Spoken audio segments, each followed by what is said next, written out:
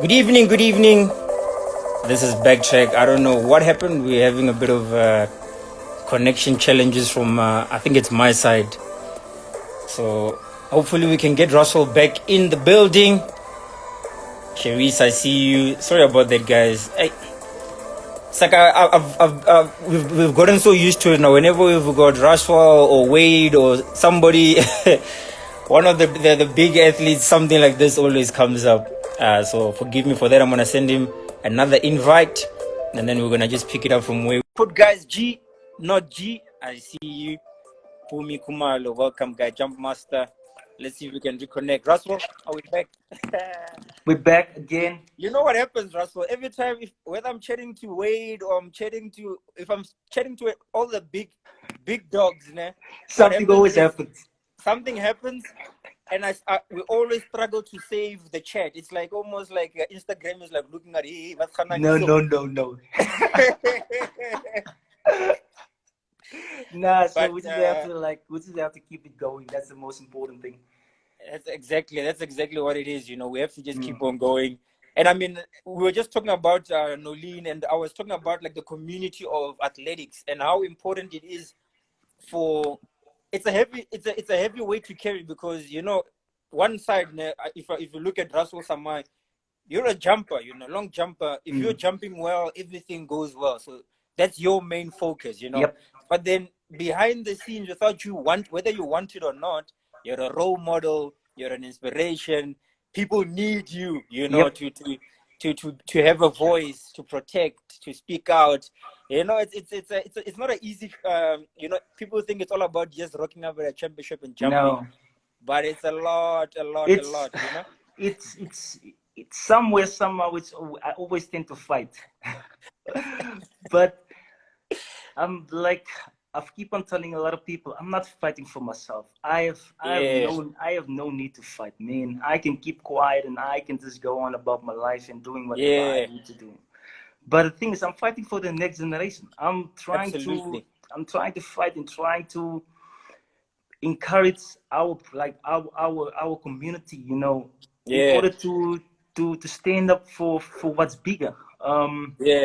So once we leave the sport, we know for a fact that we left a mark, and our mark can be crafted in whatever way, you know.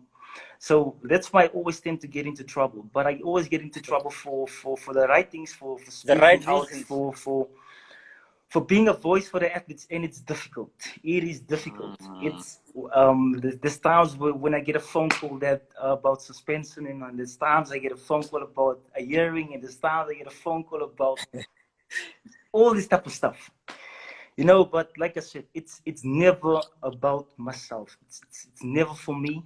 I go out there, I do what I have to do in order to perform, in order to give you guys the best performance of my ability, and also to try to be the best I can be as an athlete. That's for me the most important thing, is being the best that I can be, and then everything else can just fulfill and just, you know, come along with it. But like we said, it's a community. It's a very difficult community where we have to somehow, some way, have to keep fighting for what we believe in what's right. That's what I think. Absolutely. You know, I 100% believe. I mean, you know, from our side, also Backtrack side, you know, it's you know, if everybody thinks or you know, sometimes we can get to a point where, you know, you're so used to Raswahl performing, you don't realize that Raswahl is a human being. He has to deal with challenges. There's so much things to overcome. You know, until we've got a documentary about Raswahl, you know, one last jump. You know, people will never get to see that. You know, hey, you know, but that's the thing. It's war. Like we all human, and that's the bubble that's the bubble that I try to protect, if I can put it that way, you know. So that a bubble, so someone will just come and prick it and the bubble pops. So as soon as the bubble pops, you see a different human, you know. But but we all human. We all fall short. We all make mistakes. We all go through different things. But somehow we need to cope with it. I personally myself, I have my own things that I have to go through in order to, in order to survive, in order to always keep you guys up with performance. And like I said, like I mentioned earlier, that it's a burden, it's a huge burden, but we learn to carry it, and we never pressurized ourselves in order to what's like, we have to. If we fail, we fail. We get back up, we dust ourselves off, and we go again. That's part of you. That's part of being human. That's part of learning as well as growing. And we all fall short, but dust yourself up, pick yourself up, try again tomorrow. Absolutely. I mean, we love that, and I mean, I think that's what we live by at Backtrack as well. We keep on trying, and I mean, we remember the way we've set ourselves up is in such a way where we never burden the athletes. Our slogan is by athletes for athletes. For athletes. So it's never anything taking away from athletes. All about it's giving back, and it's like, why aren't you doing this and that? But I mean, we have to just keep fighting. Like I said, this community of ours is built in that way. It's very difficult. It's very difficult giving back at times. It's very difficult because things are not just falling on your table. You understand? We first, Backtrack as well as myself, we first have to grind, we first have to work in order to give back.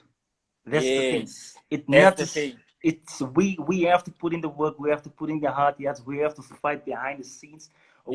I personally have to do my work behind the scenes in order for me to come back and give back. Sometimes it's very difficult because we tend not to get those type of things. So now everything that we try to give back has to be paused and put on hold, because we first have to fight the battles behind the doors, behind locked doors, in order to come back. And then once the doors has been opened, then we can say, this is what we have for you. We're giving back to the community. And that's something that we always strive for, is giving back. But it's not always easy. I like that, man. I mean, that's the honest truth. And I mean, I think sometimes people need to hear that, because I mean, all these things are not always, you don't always get a platform to share. And, sometimes people might feel like they're entitled to Raswahl, Samaai. But I mean, you've got your own schedules and there's things you need to run. But I want to move on. Let's move on. Let's move on, Raswahl. I see this topic is gonna trap us a bit. Let's move on. The next thing I wanna talk about, I mean, professionalism, hard work. We've discovered where that came from. This is how your journey started. So obviously, I want to move to some of like your big performances. I mean, I mentioned some of them. Bronze medal at World Championships. I mean, fantastic. World Continental champion. Commonwealth Games, double bronze medalist, and as well as other achievements as well. What would you say was your personally? I mean, it's so different. What we might think and what you personally experienced as one of your greatest moments. What is it for you? I'll definitely put up World Championships of the reason being for the previous year. Which was Olympic Games. So 2016 Olympic Games was very difficult. I was basing the shape of my life in 2016. So the build-up was perfect, everything was perfect, and then heading just like 2 weeks, you can ask the guys Akani, Wade, the guys who work with us in Demona, the guys who spent those 2 weeks with me, knew and understand what I went through. Just the build-up in order before the Olympics, before Rio. So 2 weeks before the games, boom, I got injured. Boom. Great. I got injured. Sorry for that. I got injured. No problem. And then now I had to bounce back. So which was not the easiest thing to do.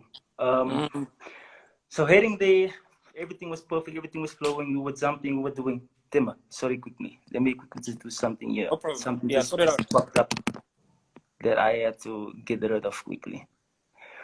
So So a couple of weeks heading into Rio, I was in form. I was in the best shape of my life. I was heading in before, and then just day 2 days before the actual start of the qualification, my hamstring gone again.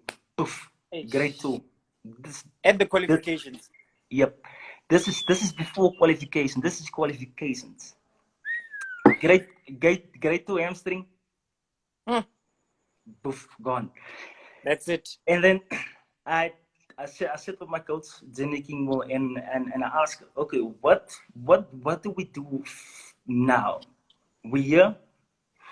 We've busted. We sacrificed a lot in order to get here. We are in the best of our life, but with injury, we won't be able to perform the way we want to perform, regardless. So what do we do now? And she told me, let's go for it. This is a grade 2 hamstring. This is fresh of like. I went to the docs. I told Saskok. I also told the dogs. I told them, okay, this is happening at training.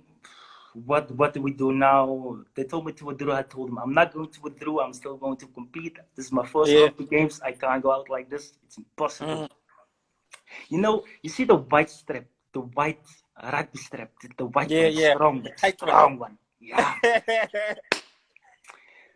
So heading into qualification, I told the doc, you're going to start. I told Colin was the doctor. Colin physio, I told Colin, please strap this thing so tight. I don't want to feel my leg at all. I don't want to feel my leg. I just want just give me, just strap me. Heading into qualification, so I told him, but strap it in a way that people don't see I'm injured. People don't see that I'm strapped out or whatever. So if you see my picture of Rio, you won't even notice that I've got strapping on. So we just strapped it just before the tight. Told him, strap me, we going for this. I qualified for the finals. So with the grade 2 hamstring, I qualified for the finals. Boom, got into the final, and I came 9th. No disrespect to Jeff Henderson, to Louvman Young, or whatever. The guy jumped 832. It's distance that I jumped with my eyes closed the entire season. Yes. As walking, so I went through the media, I stood up there, and I saw the guys. So now I was eliminated. I got 9th. Yeah, 9, yeah. And I couldn't go to the next round. I stood up there and I watched, and tears just fall. Like I was about to start crying. And I watched the guys jump.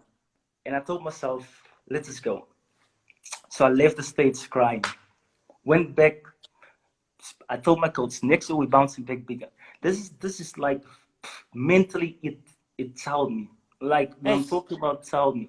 So after Rio, I went into deep depression. I'm talking about dark depression for about 2-3 months. I'm talking about no sleep. I'm talking about waking up 2-4 o'clock in the morning, 6 o'clock in the morning, and just boom. Because what I could have done so much if I had got in the middle, because there's so much I wanted to do, there's so much I wanted to give back, there's so much people I wanted to help in order to assist. So all that burden actually fell back onto my shoulders, and I just basically died for about 3-4 months.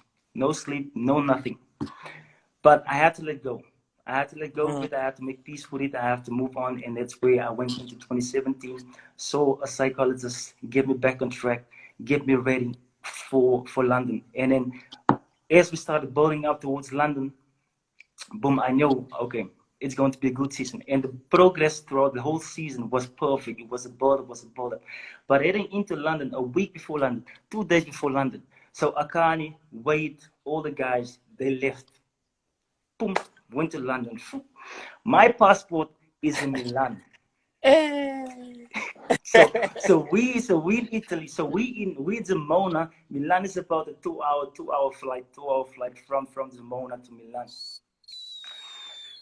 So now this is 2 days before qualification. 2 days before qualification. World Team qualification. Boom. Day before. So the courier was going to send my passport to Gemona, to Hotel Willie. I had to wait for it. That's what I had to wait for it in order to get there. Me and my agent, so we said to ourselves, even my coach, we told us, okay, I have to get onto a flight. You have to fly down to Milan, get my passport from Milan, fly straight to London. Yes. They told me, Akani and Wade told me, like, during that process, Pete was basically sweating, and Pete was so stressed because he knew what could happen now. He knew the possibility of me not being able, to compete at London. Everybody was upset, but I wasn't, because I knew that I've got to go. And somehow things will eventually get my win. So as we went to Milan, I happened onto the flight to Milan on the train. As I got to the passport control in Milan, there was about to send. The guys were busy with the packages from the embassy to the courier, order to put in the courier and send it back to Zamona. I got there just in time. Got my passport. Couple of hours later, flew to London, had a home session. The following day, qualification. So that's why London. That's why for me, London was one of my top highlights because of what I had to endure, you had to overcome, what I had to go through in order to get a bronze medal. Yo, I mean, it's amazing because I mean that resilience, man. It's stuff that movies are made of, you know. You have to be you have to be positive, man. You have to be like in those type of things, knowing that you're in the best shape of your life and knowing that you have to fight. You have to fight, and like mentally, you forever have to stay positive. Yeah, and man. That's what I had to do. I mean, big ups. I mean, let's talk about. Sorry, time is a bit. I'm gonna wrap it up. Let's wrap it up in the next 5 or so minutes. But I mean, these are such important things that you're talking about here. You know, let's talk about that moment. So now you've jumped. Zinche saying, "Yo, lol, too much drama, Temba." Hey, it's like a movie. That's what I'm saying. Hey, we need to do like a movie. Raswahl Samaai, one more jump. You know, we'll have to do like a 10-part documentary. So obviously now you get into the final and you jump. I mean, it's even that final is also it's sweaty moments. It's you there and then you here and then you're like, hey, you know, the realization of now you've got a bronze medal at World Championships. Mm. What are the emotions that are going through your mind? What's going on in your mind at that point?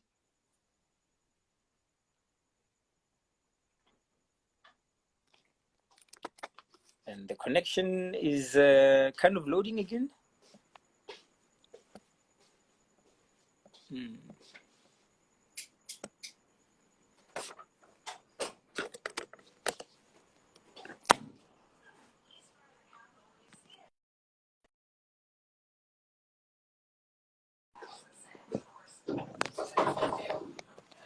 All right, ladies and gentlemen, looks like Raswahl is having a bit of a connection problem.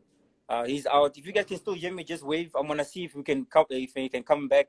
Just explain that, and then we're gonna wrap it up. Sorry about all the challenges. Okay, let me request Alicia. Thank you, Alicia. Thank you for that.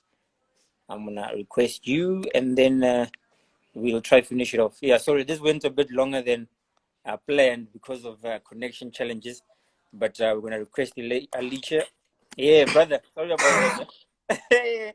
I told you, hey, I'm so used to this. You see how calm I am. It's like I don't know. I don't know what's happening, man. I expected, man. That's how it is. So yeah, tell us about the emotions of that bronze medal, and then from there we're gonna wrap it up before one of our phones explode. You know, explode or something. So that moment, moment, okay, it happens on the track because heading to the final jump, me and Menkov we were the same distance. I think 820 something. My coach told me this is not how we're going to finish off this championship. We're not going to share or have an equal distance in mind. This is not what we're here for. Yeah. And she told me, go out there, you can do, if you jump 830, we're perfectly fine. I went up there and jumped, boom, done. So the moment you realize and see spectators going crazy, people are going crazy, at that stage it doesn't actually sink in as much. Yeah. So when you're off the track, it sinks in when you're at home, when you're in the hotel room, or when you're in wherever it might be. That's when that moment strikes you. And also it strikes you when as soon as you stand on the podium. That's where things just, you start getting emotionally for for no reason. But it's not for but no reason. You know the reasons. but but knowing that you've worked hard, you sacrifice, and also seeing that medal in your hand around your neck, Yeah, that's when you just basically go into a full emotional state and seeing what your hard work, what your dedication has given you, and that gift is a reward. So it's never on the track. It's always behind the scenes where things yeah. just fall. Boom, it Ish. happened. This is how it is now. So So that's it sounds like for you, it's like a bit of relief. It's a bit of like, it is a relief.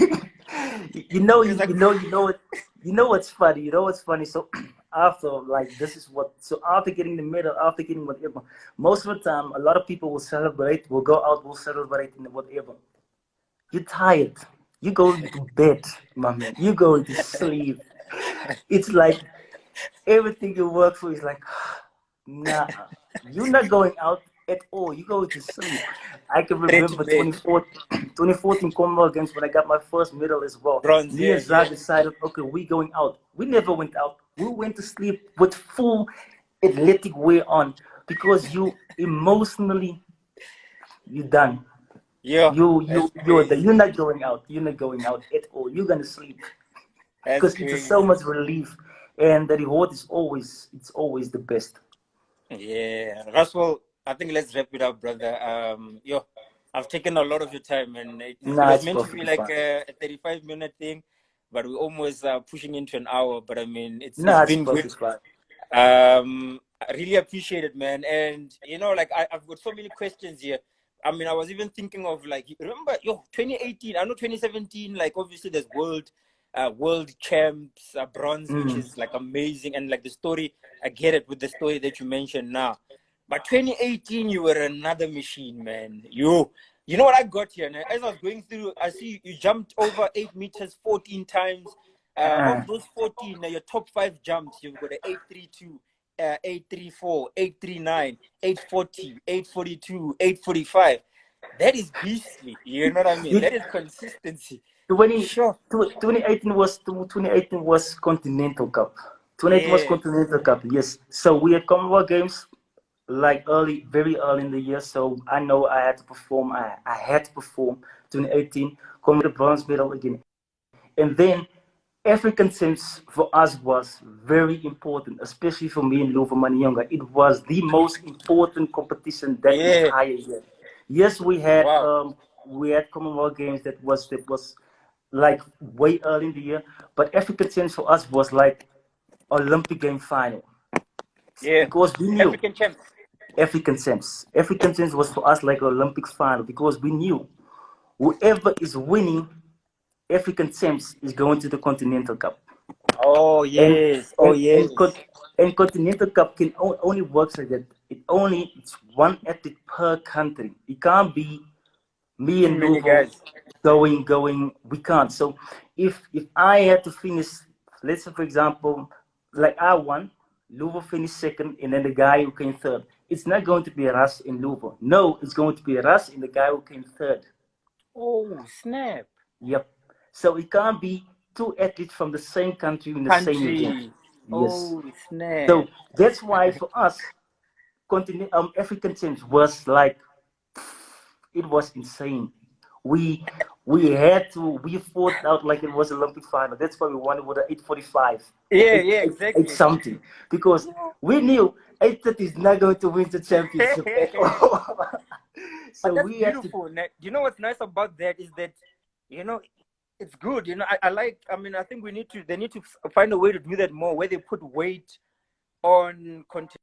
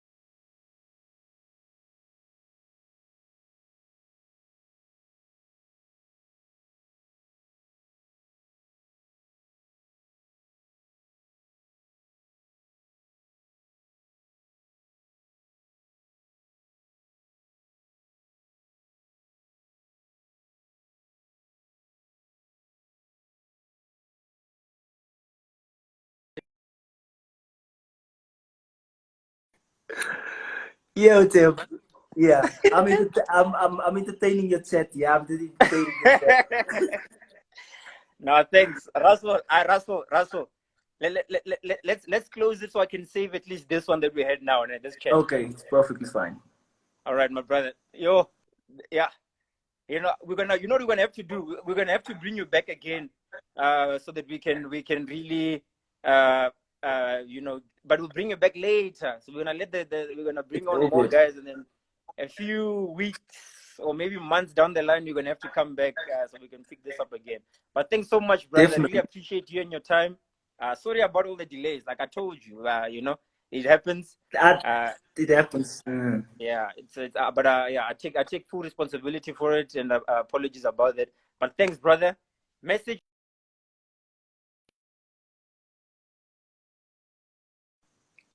Just a goodbye message, and then we wrap it up. Definitely keep pushing, keep striving, keep believing. You are worthy. You can overcome. Nothing is impossible. Keep going. Thank you, guys. Amen. Brother, thank you. Everybody who watched, guys, really appreciate you guys being here and being on. We'll see you guys soon. Raswahl, we're going to do a repeat of this some other time. But thanks again for your time, brother. Take care and God bless. Thank you so much, Tim. Thank you for having me. Thanks. Be good. Bye. Bye. Bye.